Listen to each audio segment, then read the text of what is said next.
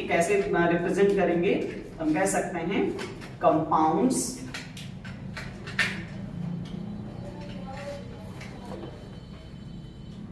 which are formed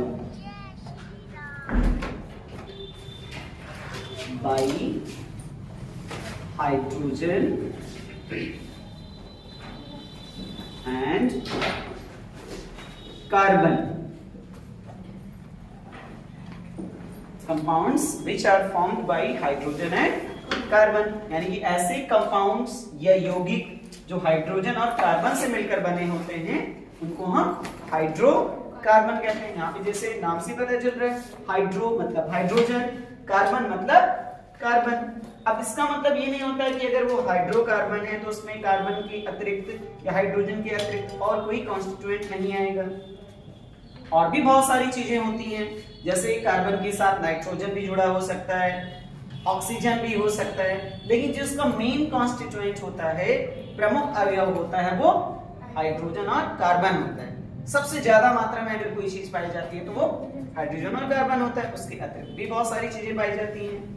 तो इस session में हम यही पढ़ेंगे कि हाइड्रोकार्बन होते क्या हैं, कितने प्रकार के हाइड्रोकार्बन होते हैं, उनकी व्यवस्था कैसे होती है, इन बारे में हम जानेंगे।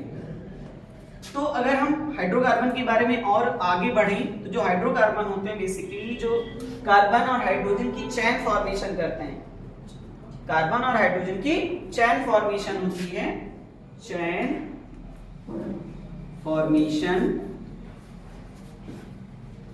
Of carbon. जो कार्बन है, कार्बन एक नॉन मेटल होता है, एक अधातु होती है, क्योंकि पीरियोडिक टेबल में ये बताई जाती है कि जितनी भी गैसें होती हैं सामान्यतः वो सभी अधातुएं होती हैं, जितनी भी गैसें होती हैं वो सब अधातु होती हैं। तो कार्बन भी एक प्रकार का क्या है, गैस है, तो कार्बन भी अधातु है या नॉन मेटल होता है। लेकिन जो कार्बन कंपाउंड होता है या कार्बन होता है उसमें चेन फॉर्मेशन की बहुत ही ज्यादा क्षमता पाई जाती है, मतलब कार्बन एक लंबी से लंबी चेन फॉर्मेशन कर सकता है। इसलिए जो जितने भी अधिकतर जो यौगिक होते हैं उनमें कार्बन पाया जाता है या कार्बन में चेन फॉर्मेशन का बहुत ही ज्यादा गुण पाया जाता है। यानी कि हम यहाँ से एक चीज और समझ सकते हैं कि जो कार्बन की चेन फॉर्मेशन की क्षमता होती है, एबिलिटी होती है, उसको कैटिनेशन बोलते हैं। क्या कहा जाता है, कैटिनेशन बोलते हैं या श्रृंखलन का गुण कहा जाता है। तो यहाँ से ये भी समझ सकते हैं कि जो कैटिनेशन होता है क्या होता है, कैटिनेशन, कैटिनेशन का मतलब होता है श्रृंखलन। श्रृंखलन का मतलब होता है श्रृंखला बनाने का गुण। इसकी डेफिनेशन हम लिखना चाहें तो लिख सकते हैं, the ability of carbon to form a long chain, the ability of a carbon to form a long chain is called catenation बोलेंगे, श्रृंखलन का गुण बोलेंगे। और ये कार्बन में बहुत ज्यादा होता है, और ये भी एक रीजन है कि बहुत ज्यादा क्यों होता है, तो जो हमारा पृथ्वी है, हमारी अर्थ है, उस पर अबेंडेंट मात्रा में भी पाया जाता है, कार्बन प्रचुर मात्रा में अवेलेबल है, इसलिए जो चीजें ज्यादा होंगी उनका उपयोग भी ज्यादा होगा। आप देखते होंगे बहुत सारे तरह के डिफरेंट टाइप की प्लास्टिक्स आती हैं, वो सब किससे बनी होती हैं, कार्बन से ही बनी होती है। आप ऐसे सेम टाइम में एक बहुत अच्छी चीज सुनते होंगे, कहते हैं कि अभी पूछा जाता है, आप दुकान पे जाते हैं लेने के लिए कि भैया मुझे प्लास्टिक चाहिए, कहता है कौन से प्लास्टिक, तो एक नाम आपके सामने आता है, पीवीसी पाइप चाहिए मुझे, कहते हैं क्या, कौन सी पाइप चाहिए, पीवीसी पाइप चाहिए। अब यहाँ पे पीवीसी क्या है, पीवीसी का मतलब होता है पॉलीवाइनिल क्लोराइड। पीवीसी का मतलब क्या होता है, पॉलीवाइनिल क्लोराइड। पॉलीवाइनिल क्लोराइड किससे मिलकर बना, कार्बन से बना। और पाइप में अगर देखा जाए, प्लास्टिक में सबसे मजबूत, लोगों का ट्रस्टवर्दी होता है कि मुझे पीवीसी पाइप दीजिए, क्योंकि इसकी मजबूती अच्छी होगी, लोगों का ट्रस्ट अच्छा है, विश्वास है उन पर कि मुझे पीवीसी पाइप चाहिए। तो पीवीसी का मतलब क्या होता है, पॉलीवाइनिल क्लोराइड होता है। ये भी एक प्रकार का प्लास्टिक होता है। वैसे तो प्लास्टिक के भी कई प्रकार होते हैं, एक थर्मोप्लास्टिक होता है, एक थर्मोसेटिंग प्लास्टिक होता है। एक थर्मोप्लास्टिक और एक थर्मोसेटिंग प्लास्टिक होता है। पीवीसी भी उनमें से एक है। इसकी जो मजबूती होती है बहुत ज्यादा होती है। तो ऐसे पीवीसी पाइप होता है। फिर अगर हम कार्बन की यहाँ पे पढ़ रहे हैं चैन फॉर्मेशन की प्रोसेस, तो जो कार्बन होता है दो तरह से चैन फॉर्मेशन कर सकता है। तो कार्बन की जो चैन फॉर्मेशन की क्षमता होती है, दो तरह से ये चैन फॉर्मेशन कर सकता है। एक होती है ओपन चैन और एक होती है क्लोज्ड चैन। ओपन चैन, क्लोज्ड चैन, यानी ये खुली श्रृंखला बना सकता है और एक बंद श्रृंखला बना सकता है। ओपन चैन को बोलते हैं खुली श्रृंखला, यानी कि चैन तो होगी लेकिन वो चैन खुली होगी, खुली श्रृंखला। और क्लोज चैन को बोलते हैं बंद श्रृंखला, खुली श्रृंखला, बंद श्रृंखला। यानी कि दो तरह से कंपाउंड बना सकते हैं। जैसे बहुत ही कॉमन में आप नाम सुनते होंगे नेचुरल गैस के बारे में। नेचुरल गैस को सामान्यतः बोला जाता है CNG। नेचुरल गैस कौन सी गैस होती है? CNG गैस होती है। कब निकलती है? तो जब पेट्रोलियम का फ्रैक्शनल डिस्टिलेशन कराया जाता है। कहां से प्राप्त होती है? पेट्रोलियम से। जो CNG होती है कहां से मिलती है? पेट्रोलियम से मिलती है। जब पेट्रोलियम का क्या कराया जाता है? फ्रैक्शनल डिस्टिलेशन कराया जाता है। फ्रैक्शनल डिस्टिलेशन कराया जाता है तो वहां से गैस निकलती है आउटलेट के द्वारा, जिसको बोला जाता है CNG बोला जाता है। और इस CNG का मतलब क्या होता है? कॉम्प्रेस्ड नेचुरल गैस होती है। CNG क्या होती है? कॉम्प्रेस्ड नेचुरल गैस होती है। Compressed natural gas. कॉम्प्रेस्ड यहाँ पे एक शब्द यूज किया गया है कॉम्प्रेस्ड, क्योंकि इसे हाई प्रेशर पर लिक्विड फॉर्म में कॉम्प्रेस कर दिया जाता है। होती तो वो गैस है, लेकिन उस पर जब प्रेशर ज्यादा अप्लाई किया जाता है तो वो लिक्विड फॉर्म में कन्वर्ट हो जाती है और उसे आसानी से पाइप्स के माध्यम से फैक्ट्रियों तक या गैस सिलेंडर्स में उसे भर दिया जाता है। फिर उसका यूज अलग अलग वर्क में लिया जाता है। तो वो CNG गैस होती है। कहां से मिली? पेट्रोलियम के फ्रैक्शनल डिस्टिलेशन से मिलती है। तो जो CNG होती है या कॉम्प्रेस्ड नेचुरल गैस होती है, बेसिकली इसमें माना जाता है कि ये क्या होती है? CH4 होती है। कौन सी गैस होती है? CH4। और इस CH4 गैस को बोलते हैं हम मीथेन बोलते हैं। क्या बोलते हैं? मीथेन बोलते हैं।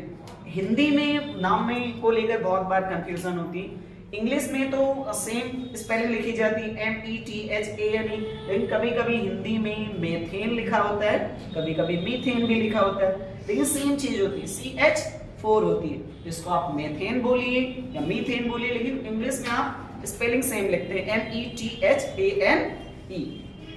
तो अगर आप मीथेन में देखेंगे कि मीथेन में जो चैन फॉर्मेशन है वो ओपन चैन है या क्लोज्ड चैन है। तो अगर CH4 में देखा जाए तो एक कार्बन कंपाउंड होता है और उससे 4 हाइड्रोजन परमाणु जुड़े होते हैं। यहाँ पे जो एक कार्बन कंपाउंड होता है उससे 4 हाइड्रोजन जुड़े होते हैं। यहाँ पे इनके बीच सभी हाइड्रोजन और कार्बन के बीच में सिंगल बॉन्ड होता है। सिंगल बॉन्ड का मतलब ये एक इलेक्ट्रॉनों की साझेदारी करके एक चैन के रूप में आ जाते हैं। और यहाँ पे देखे होंगे कि ये चीज जो है वो ओपेंड है, खुली हुई है, बंद श्रृंखला नहीं है। लेकिन अगर इसी का हम देखिए दूसरा फॉर्म जिसमें कोई बंद चैन हो, तो बंद चैन के लिए कम से कम कितने चाहिए? अभी आपको कोई क्लोज्ड फिगर बनाना है तो क्लोज्ड फिगर बनाने के लिए कितने लाइंस चाहिए? कम से कम 3 लाइंस। कभी भी 2 लाइन सेगमेंट्स कभी भी क्लोज्ड फिगर नहीं बना सकते। तो क्लोज्ड फिगर बनाने के लिए कम से कम 3 लाइन सेगमेंट की आवश्यकता होती है। तो 3 कार्बन वाला कोई कंपाउंड हो तो वो क्लोज्ड चैन का फॉर्मेशन आसानी से कर सकता है। अब हम 3 चैन वाले कंपाउंड की बात करें तो ऐसा कोई कंपाउंड ले लें जिसके पास 3 कार्बन हो, तो हम लेते हैं 1 2 3 हो गया, कम से कम 3। और इन तीनों कार्बन को हम आपस में सिंगल बॉन्ड के द्वारा जोड़ दे रहे हैं। अभी देखो तीनों कार्बन कंपाउंड आपस में जुड़ चुके हैं बॉन्ड के द्वारा।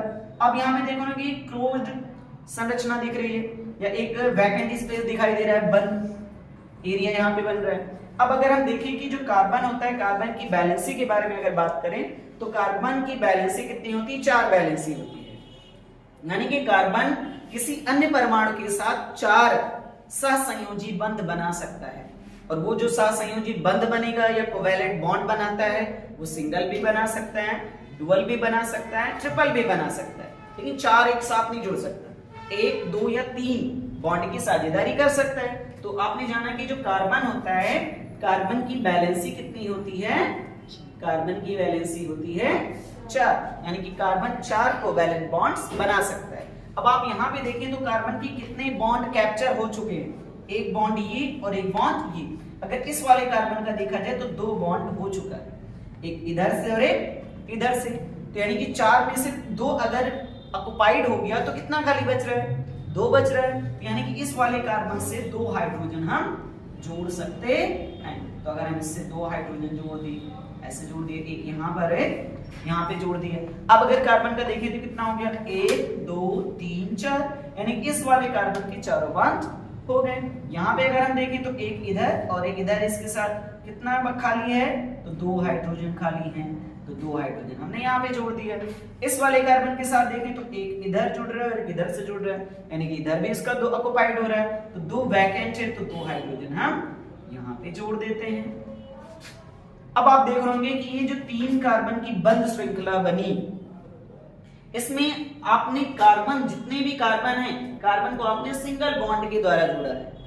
यहाँ भी सिंगल बॉन्ड है, मतलब एक इलेक्ट्रॉनों की साझेदारी हो रही है। यहाँ भी सिंगल बॉन्ड है और यहाँ पे सिंगल बॉन्ड ही है, यानी कि 3 कार्बन है और तीनों कार्बन आपस में सिंगल बॉन्ड यानी कि एकल बंध के द्वारा जुड़े हुए हैं। अब इसका अगर हमें नाम बताना हो तो क्या नाम होगा? तो नाम जो होता है किसी भी का ऑर्गेनिक कंपाउंड का या हाइड्रोकार्बन का, बेसिकली वो नंबर ऑफ कार्बन एटम्स के आधार पर रखा जाता है। और कार्बन के बीच में जो चेन फॉर्मेशन है हाइड्रोजन के साथ या कार्बन कार्बन के बीच में, वो कैसी है? एकल है, द्वि है या त्रिक है, यानी कि सिंगल, डबल या ट्रिपल बॉन्डेड है, उसके आधार पर रखा जाता है। यानी कि अगर कार्बन की संख्या 1 है तो उसके लिए जो हम शब्द यूज करते हैं वो क्या होता है? मेथ होता है। अगर कार्बन 2 होते हैं तो उसके लिए जो शब्द यूज किया जाता है वो एथ यूज किया जाता है। अगर कार्बन की संख्या 3 होती है तो उसके लिए जो हम शब्द यूज करते हैं वो क्या यूज करते हैं? प्रोप यूज करते हैं। क्या यूज करते हैं? प्रोप यूज करते हैं। तो यहाँ पे भी कितने कार्बन है? 3, 1, 2, 3, 1, 2, 3, और सभी कार्बन के बीच में सिंगल बॉन्ड है, यानी कि एल्केन श्रृंखला को रिप्रेजेंट कर रहा है। इसको रिप्रेजेंट कर रहा है एल्केन, यानी जब सभी के बीच में सिंगल बॉन्ड होता है तो उसको एल्केन बोलते हैं। अगर कार्बन कार्बन के बीच में डबल बॉन्ड है तो उसको एल्कीन बोलते हैं। अगर कार्बन कार्बन के बीच ट्रिपल बॉन्ड होता है तो उसको एल्काइन बोलते हैं। यहाँ पे तो एक सिंगल बॉन्डेड है, तो यानी कि क्या है? प्रोपेन है। क्या है? प्रोपेन है। लेकिन ये प्रोपेन ही नहीं है, यहाँ पे जो प्रोपेन की श्रृंखला है, चेन है, वो ओपन नहीं है। क्या है? क्लोज्ड है, बंद श्रृंखला का यौगिक है। इसलिए इसके नाम के आगे लग जाता है एक शब्द जिसको बोलते हैं साइक्लो। क्या बोलेंगे इसको? साइक्लोप्रोपेन। प्रोपेन नहीं बोलेंगे, इसको बोलेंगे हम साइक्लोप्रोपेन, क्योंकि यहाँ पे 3 कार्बन कंपाउंड की बंद श्रृंखला का यौगिक हमें मिल रहा है, एक बंद श्रृंखला का यौगिक बना रहा है, इसलिए आगे इसके नाम के आगे जुड़ गया क्या? साइक्लो।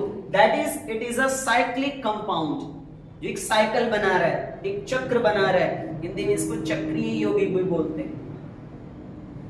ठीक है, इसको क्या बोलते हैं? चक्रीय यौगिक भी कहते हैं।